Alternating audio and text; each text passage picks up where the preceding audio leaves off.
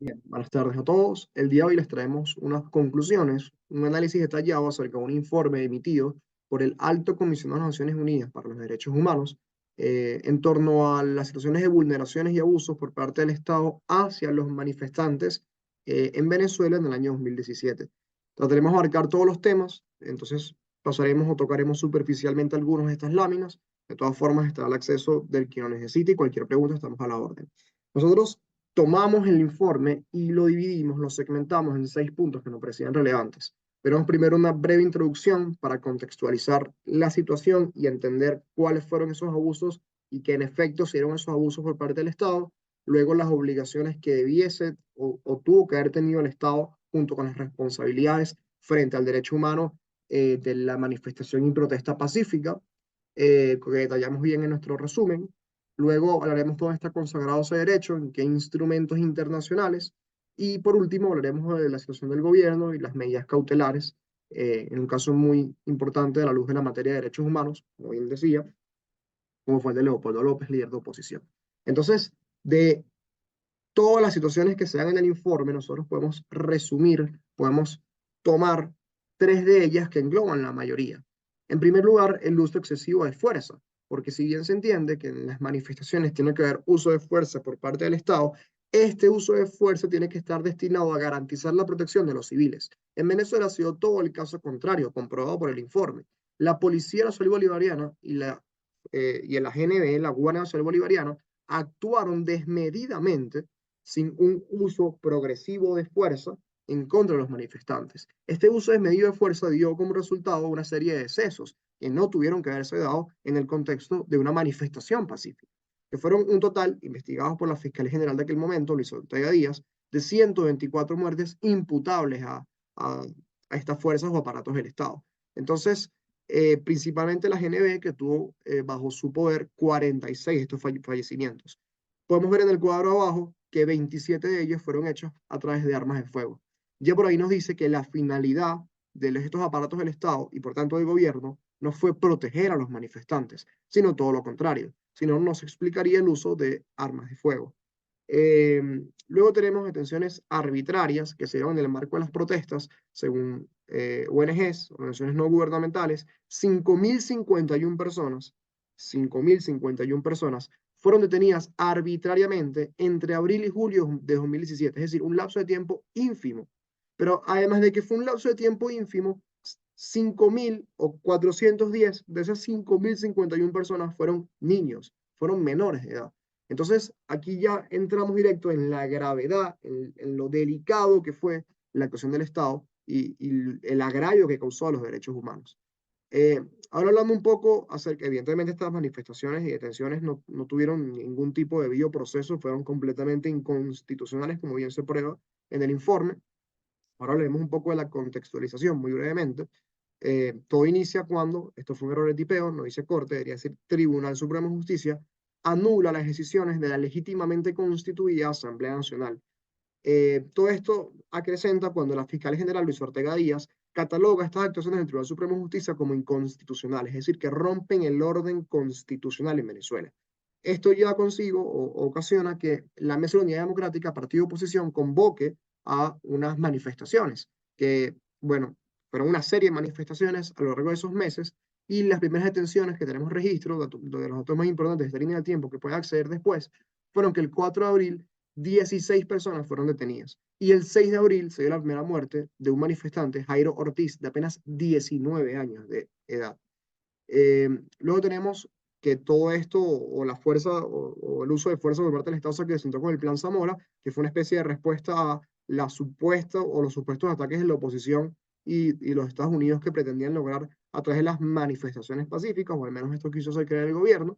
El 19 de abril, Día Patrio, muy importante, se convocó lo que el informe llama la marcha de todas las marchas, que tuvo el mayor número de detenciones, tiene 542 detenciones en un solo día y 22 ataques a periodistas.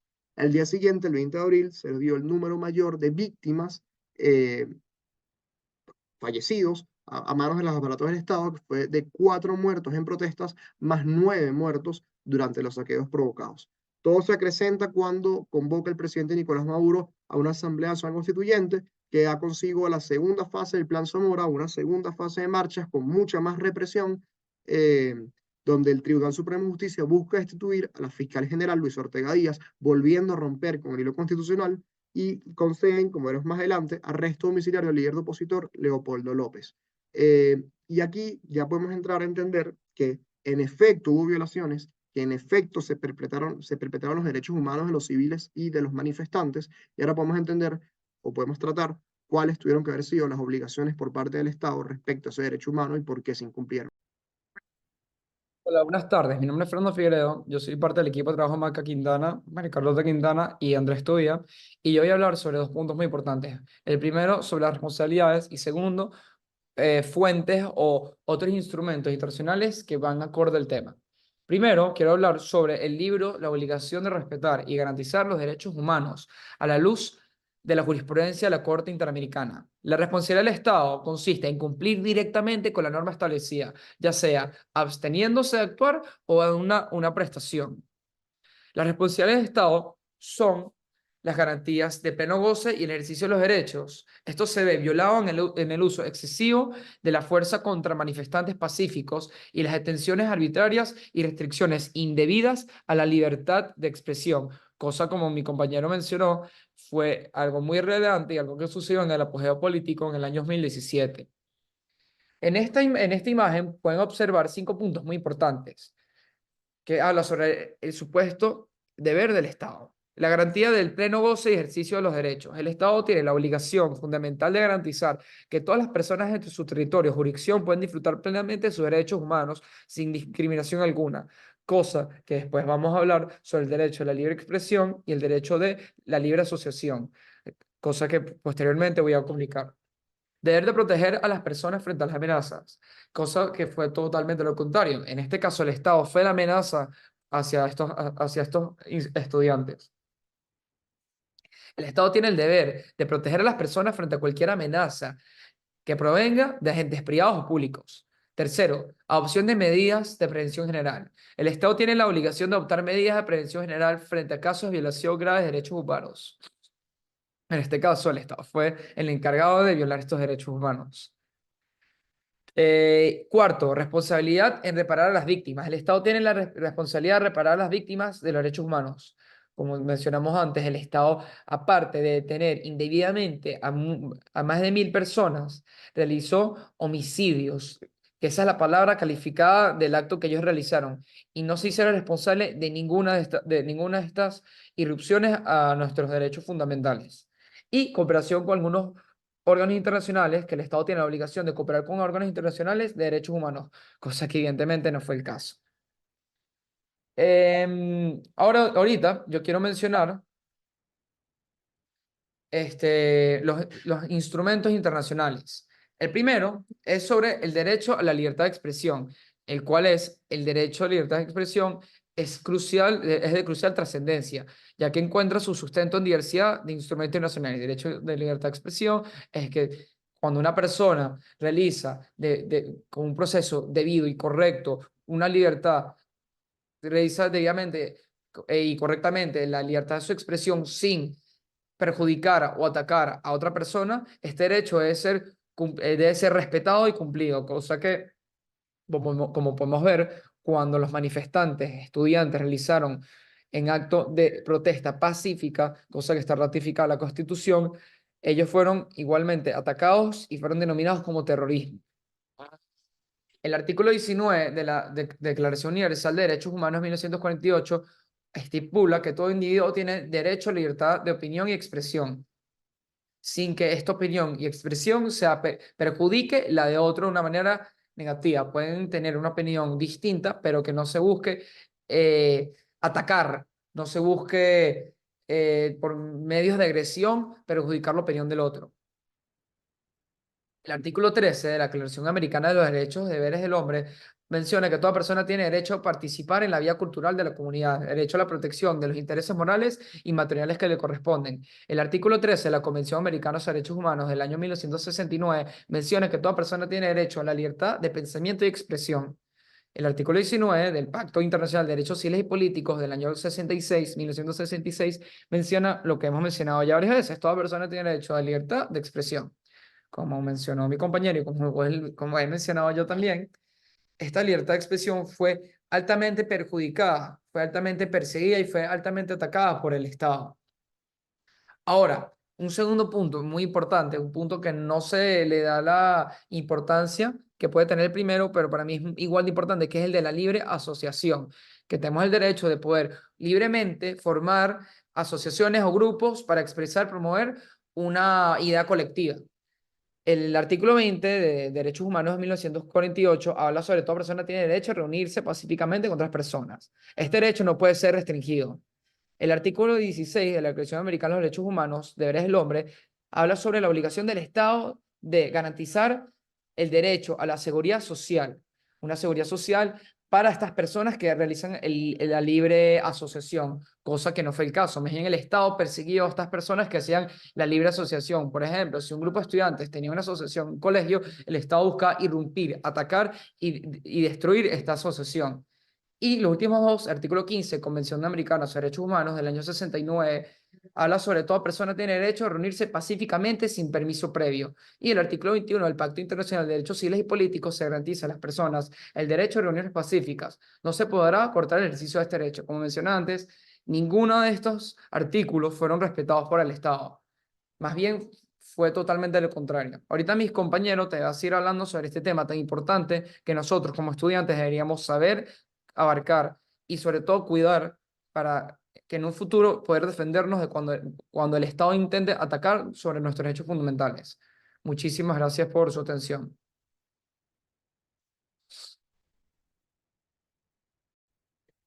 Bien, una vez que entendimos las actuaciones que violentaron o fueron en contra de las responsabilidades y obligaciones del Estado con respecto al derecho humano, la manifestación y protesta pacífica, vamos a hacer ahora una especie de análisis, como lo hicimos al principio, de la situación del gobierno y de las violaciones a los derechos humanos, o qué hacía el gobierno con respecto a las violaciones de derechos humanos. Y tenemos la negligencia y falta de acción, además de justificaciones muy cuestionables.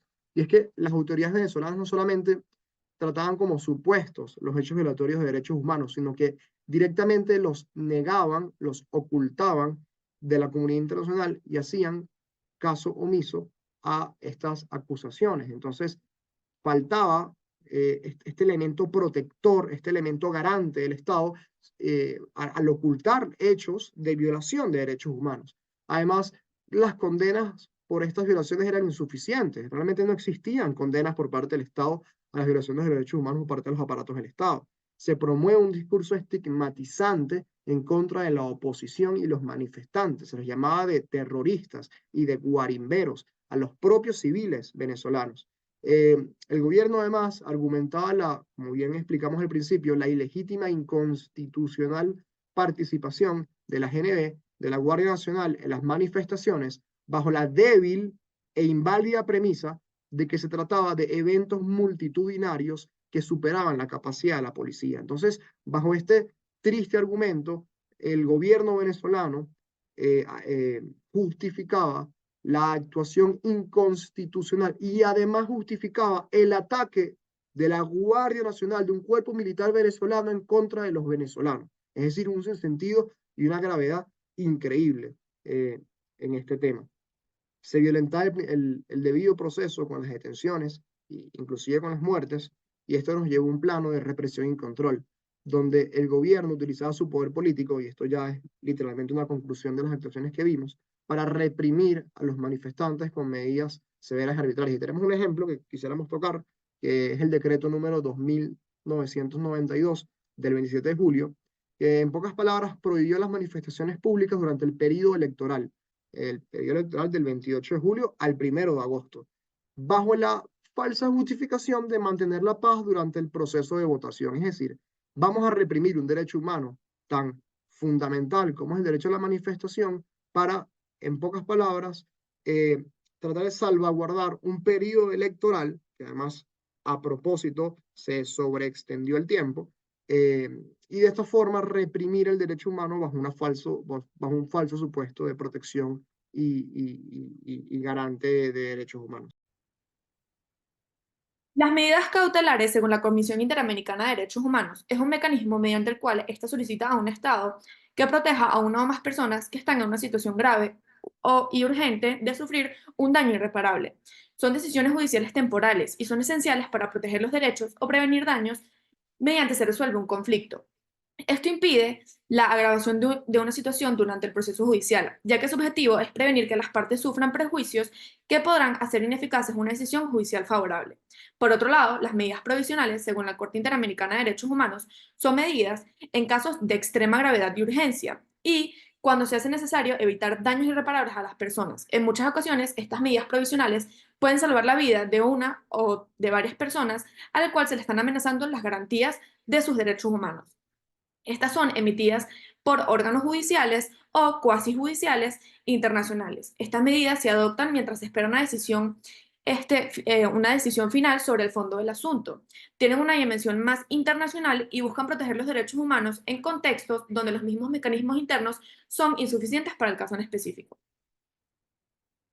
En Venezuela, el deterioro en el ámbito de derechos humanos ha sido ampliamente documentado por organismos internacionales. El informe del cual hoy estamos hablando se detalla cómo la represión, el uso excesivo de la fuerza por parte de los órganos de seguridad y las detenciones arbitrarias son algunas violaciones que han puesto en riesgo la vida e integridad de muchos de sus ciudadanos. Ante esto, la intervención de los organismos internacionales ha sido fundamental para brindar apoyo a las víctimas y, y poder evidenciar lo que está pasando en Venezuela a la comunidad internacional. En un caso en Venezuela donde se puede evidenciar estas medidas fue con Leopoldo López. Es un líder político y un activista democrático venezolano, el cual lideró los movimientos políticos ocurridos en el momento del informe. La Corte Interamericana de Derechos Humanos emitió medidas provisionales para proteger la vida e integridad de Leopoldo López junto a otros activistas políticos que estaban pasando por la misma situación. Dichas medidas ordenaron al Estado venezolano a adoptar acciones inmediatamente para garantizar la seguridad de los detenidos, reflejando la urgencia y la gravedad de la situación. Estas medidas sirvieron como herramienta de protección a la represión política. Además, destaca la función de los mecanismos internacionales en la supervisión y corrección de prácticas estatales que violan derechos humanos fundamentales. En conclusión, podemos añadir que estas medidas cautelares y provisionales son fundamentales en la protección de derechos humanos y más cuando los mecanismos internos nacionales no sirven efectivamente para proteger a sus ciudadanos. En conclusión, podemos decir que el gobierno venezolano violentó irrefutablemente el derecho a la manifestación, a la protesta pacífica del pueblo venezolano. Todas estas violaciones, efectuadas de forma generalizada y sistemática, y al ser hechas solamente a un grupo de la población, es decir, a la oposición, por medio del uso del aparato del poder del Estado. Estas atrocidades que pasaron en el año 2017 causaron más de 124 muertes en manifestantes civiles inocentes, además de 5.051 detenidos arbitrariamente, entre ellos 410 niños. Es por todo lo que explicamos que podemos concluir que bien alude el nombre del informe analizado. Los manifestantes, en efecto, fueron víctimas de vulneraciones y abusos de derechos humanos durante las protestas en Venezuela. Y además, la parte actora de estas perpetraciones no fue sino el propio Estado venezolano. Muchísimas gracias, espero que les haya gustado nuestra presentación.